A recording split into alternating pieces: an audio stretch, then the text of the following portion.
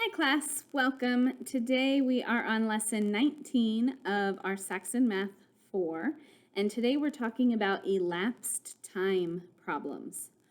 So a quick little review, if you don't already know this, you're going to want to put that information in your math notebook, in your math dictionary, excuse me. So noon is considered to be 12 o'clock p.m. Noon is the time where morning becomes afternoon.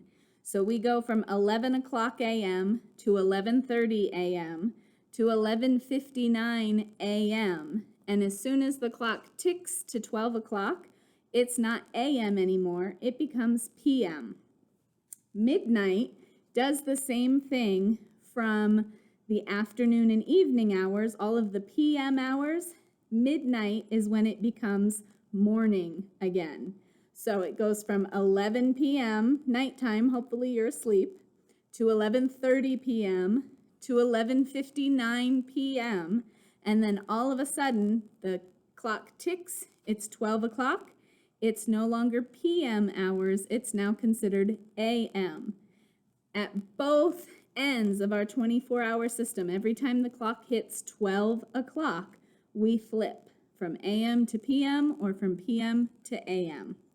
It's a little bit confusing because midnight is the middle of the night, and we're taught that p.m. is nighttime. So you need to kind of flip your thinking a little bit.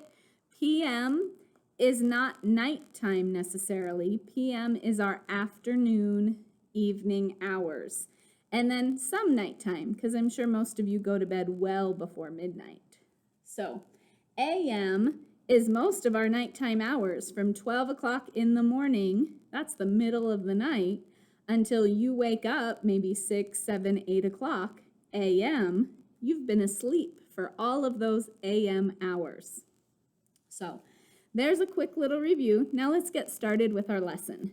So I am going to show you a time, and we're going to start just by having you tell me what time does this clock say. So notice my hour hand, it doesn't point directly at the 9, but it sure doesn't point at the 10 either. So everything in between the 9 and the 10 is part of the 9 o'clock hour. So we know that this time is 9, that's my hour hand, and then here's my minute hand, counting by 5s from the 12. We go 5, 10, 15, 20. So this time right here is written as 9:20. Now, if I told you this was the time and we are just cleaning up from our Saturday morning breakfast, what would we put after 9:20? You would want the letters A.M. Okay? All right, so 60 minutes is 1 hour, 30 minutes is half of an hour, and 15 minutes is a quarter of an hour.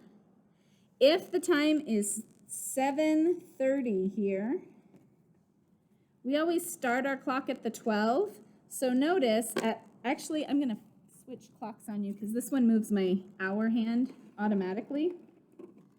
So, okay. If it's 7:30, like this clock shows, we start back at the 12. This is the beginning of the new hour. This is 7 o'clock. And notice how my minute hand has covered half of the circle. So we say this is half past 7. Notice how the hour hand is halfway in between the 7 and the 8. That's because in 1 hour, my hour hand has to go from the 7 all the way to the 8. So when we're at half past, it should be halfway in between because it has one more half of an hour to get the whole way to the 8. All right, at 6:15, here's 6:15, we might say it's 1/4 past 6. Again, think of my circle as the whole thing. If from the 12 to the 6 is half of it, then from the 9 to the 3, if we imagine a line going down the front and the line going across from the 9 to the 3, we've now divided our circle into quarters, 4 equal pieces. So my minute hand from 6 o'clock covers 1/4 of the circle in those 15-minute time. So we would say a quarter past 6, or a quarter after. After past is the same thing. And then sometimes, this is the one that tends to confuse my friends the most. Here, now the minute hand's at the 9. Notice we only have 1/4 of the circle to go from the 9 to the 12 until we get to the next hour. So here it's 4 o'clock, but if I go backwards, if I even go backwards 1 minute, it's not 4 o'clock anymore. Now it's 3:59. So if I go backwards 15 minutes, a quarter of the clock, this is not 4:45. It's not yet 4 o'clock. We are still within the 3 o'clock hour. So we would say 3:45, or we might read it as it's a quarter to 4. It's not 4 o'clock yet, but in a quarter of an hour, it will be 4 o'clock. So we say a quarter to 4. All right, so our next example says, use digital form to show what time it is at a quarter to 9 in the evening. So we are going to write it in digital form. If it's a quarter to 9, is it 9 o'clock yet? Listen to that very, very important word, to. It's a quarter to, which means it's a quarter till. It is not yet 9 o'clock. It is still within the 8 o'clock hour. And a quarter to means it's just a quarter before. So that means our minute hand's pointing at the 9, which means we say 8:45. And I forget if I said AM or PM. In the evening. So it would be 8:45 p.m. Okay, that's a quarter to 9, written in digital form. All right, this is where it gets really fun. So our next question says, suppose Yolis's soccer practice starts at 4 and ends at 5. The amount of time from the beginning to the end of her practice is called elapsed time. Elapsed time is the difference between two sets of time or numbers in time, okay? We cannot subtract to find the difference with time because there's only 60 minutes in an hour. It's not 100 minutes, so the subtraction doesn't work the same as it does if we were going to subtract 353 from 567. That we could just write down and subtract, but if it was 3:53 in the afternoon and we wanted to find out how much time was going to pass before 5:57, we can't just subtract those numbers. It won't work because there's only 60 minutes in an hour, not 100. Okay, so if her practice starts at 4 and ends at 5, that's an easy one. How many times is that minute hand going to go around the clock? So here we have 4 o'clock.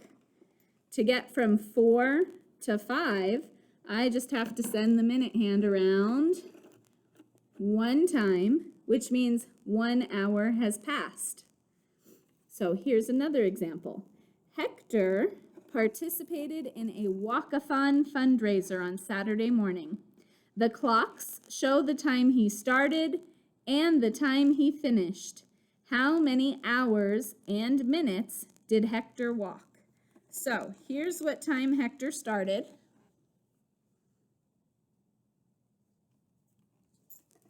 And I'm going to use my other clock to show you what time he finished. Hopefully my hour hand will stay put. So let me switch these.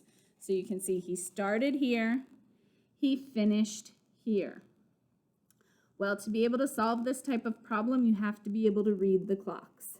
So hopefully you notice that this clock here says 8 o'clock. And this one, is that 10:45? It sure looks like the hour hand is pointing to the 10. But no, it's almost 10 o'clock. That's why the hour hand is so close. But it's not quite 10. This is 9:45. So we have to figure out how much time has passed between 8 a.m.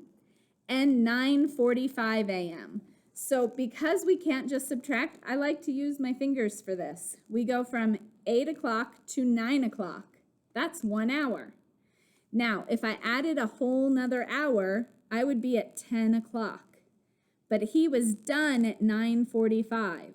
So adding a whole nother hour isn't going to work. So I can start my answer by saying it took him 1 hour.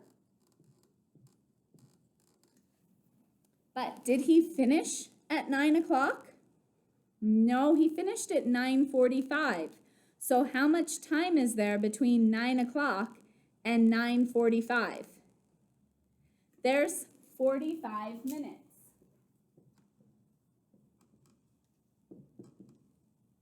So the amount of time, I forgot what he was doing already. Oh, the amount of time he was walking in the walk-a-thon was 1 hour and 45 minutes. All right. There is an activity. It says use lesson activity 17 to label the hours and draw hands on 2 clocks. I don't remember if I sent that lesson activity paper home. If I didn't, it is no big deal because I'm going to show you how to draw a clock. We start with a circle. And we know that the 12 is top and center. So we're going to put a 12 right up there. 6 is at the bottom, directly below the 12. 3 is over here on the right-hand side, right in between the 12 and the 6. And 9 is over here, directly across from the 3 on the left-hand side. Once I have these 4 numbers, then I just have to fill in the rest. So I have a 1 and a 2 here. Already have my 3. So 4 and a 5, 7, 8, 10, and 11. That's how you draw a clock, okay? So it wants you to label the hours and draw hands on 2 clocks. One showing the time your school starts, and the other showing the time your school ends. So here's my first clock. We're going to say this is when school starts. And then I'm going to draw another one. Do my 12, my 6, my 3, and my 9. And then I fill in the rest. Okay? And this is going to be the time school ends. Okay.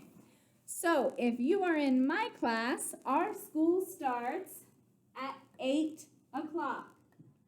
So I'm going to point to the 8 right there. And o'clock means my long minute hand goes up to the 12. Our school ends at 2:20. It's a little different this year because of coronavirus, but we'll make do. So my hour hand should be between the 2 and the 3, and then my minute hand should be at the 4 for 2:20. Now, the rest of the problem wants us to figure out how much time passes from the beginning to the end of school. If you have a clock like mine, or maybe a smaller version that doesn't have the whole fun body, you can figure this out with your clock.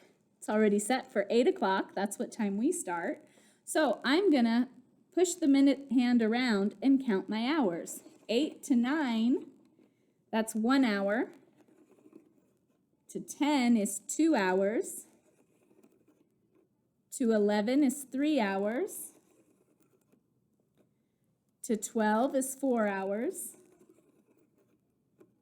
1 o'clock is 5 hours.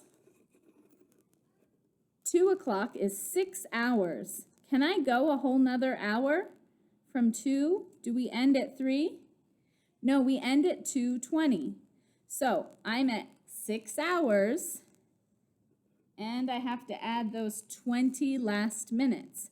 So our school day is 6 hours and 20 minutes this year.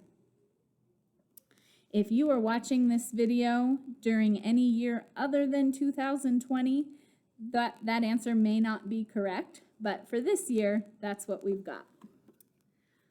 All right, ladies and gentlemen, for extra practice, because time sure seems to be something that stumps people, I would like for you to do every single one of the lesson practice problems that can be found on page 113 of your textbooks. Do those, ask a parent or your homeschooling teacher to check the answers for you and to help you out if you are still having trouble with telling time and finding elapsed time. Once you finish your lesson practice, your written practice is going to start on page 114. I hope you have a great day, and I'll see you again soon.